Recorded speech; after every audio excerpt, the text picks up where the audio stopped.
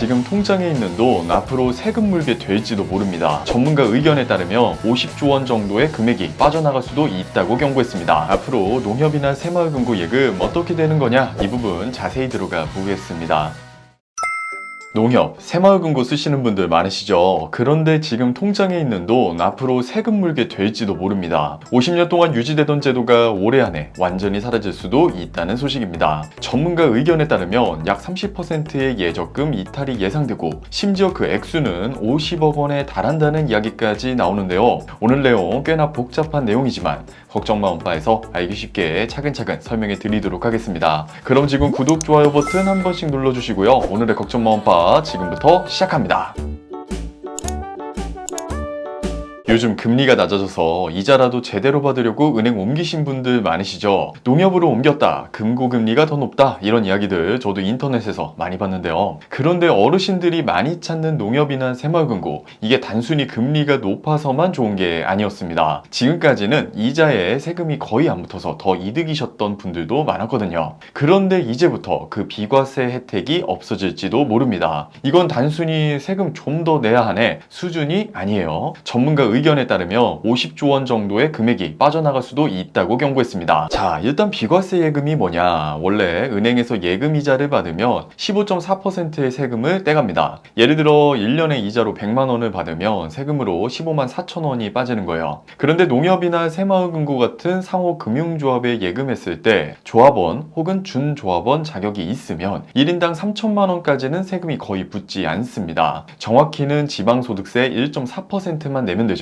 이 제도는 무려 1976년부터 시작돼서 50년간 유지되어 왔고, 그 이유는 농민, 어민, 서민들에게 이자 혜택을 줘서 간접적으로 생활을 지원하겠다는 취지였어요. 그런데 지금 이 비과세 혜택이 사라질 위기에 놓였습니다. 정부가 조세지출 정비라는 이름으로 각종 세금 혜택을 줄이려고 하고 있기 때문이죠. 정부 입장에서는 세금을 덜 걷는 것도 일종의 손해이다 보니 이걸 손보려는 겁니다. 지금 이 비과세 예금 제도로 정부가 덜 걷는 세금이 꽤 많아요. 165조 원 넘는 예금에 적용 중이고, 만약 비과세 혜택이 없어지면 계속해서 말씀드리지만 최대 50조 원의 자금, 그러니까 약 30%의 예적금이 상호금융권에서 빠져나갈 수 있다는 분석도 나왔습니다. 그럼 이제 많은 분들이 궁금해하실 부분, 앞으로 농협이나 새마을금고 예금 어떻게 되는 거냐, 이 부분 자세히 들어가 보겠습니다. 자, 먼저 올해 9월부터 바뀌는 예금 보호 한도 이야기부터 할게요. 기존에는 모든 은행이나 금고, 신협 등에 예금할 때 한 금융기관당 5천만 원까지 보장해줬습니다. 예를 들어 어느 은행이 파산을 하더라도 내 예금이 5천만 원 이하면 원금과 이자를 더해서 보장받을 수 있는 한도가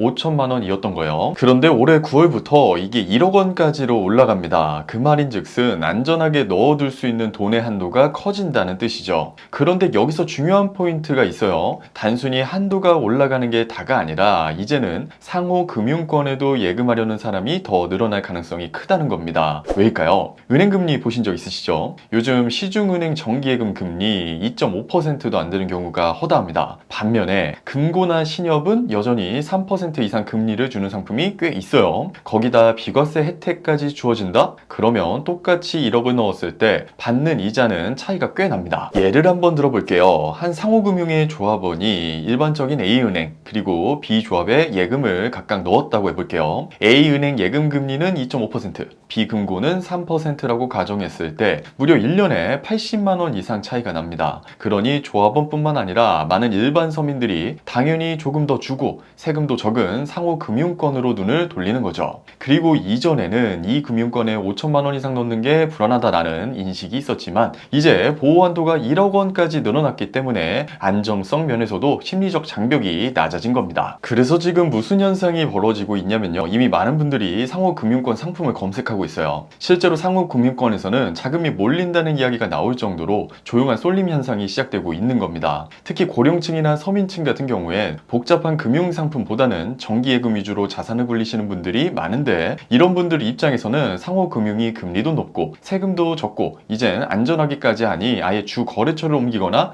일부 자산을 분산하는 사례가 많아졌죠. 그런데 이런 상황에서 비과세 혜택이 사라진다? 그럼 어떤 일이 벌어질까요? 1단계, 예금 자금자들이 이제 메리트 없다며 돈을 뺍니다. 2단계, 자금 조달 자금이 줄어든 상호금융들은 대출 여력이 떨어지고 결국 3단계, 대출 금리가 오르면서 결국 서민, 농민들의 부담이 늘어납니다. 즉 단순히 세금 좀 더 걷는다의 문제가 아니라 전반적인 금융구조에 영향을 주는 도미노 효과가 생기는 거예요. 이런 비과세제도 다른 나라에도 있을까요? 사실 이 정도로 광범위하게 비과세를 적용하는 사례는 드뭅니다. 그래서 정부는 이 제도를 계속 가져가느냐 아니면 일정 부분 조정하느냐를 두고 고민 중인데요. 한쪽은 세금 줄이고 조합원 살리자, 다른 쪽은 형평성 맞추고 세수 확보하자, 이런 입장차가 있는 상황입니다. 여기서 여러분께 여쭤볼게요. 엄빠님들은 어떻게 생각하시나요? 50년 넘게 유지된 이 제도, 이제는 바꿔야 할까요? 아니면 지금처럼 유지돼야 한다고 생각하시나요? 지금 영상 댓글로 엄빠님들의 생각을 남겨주세요. 다음 영상 제작에 큰 도움이 됩니다.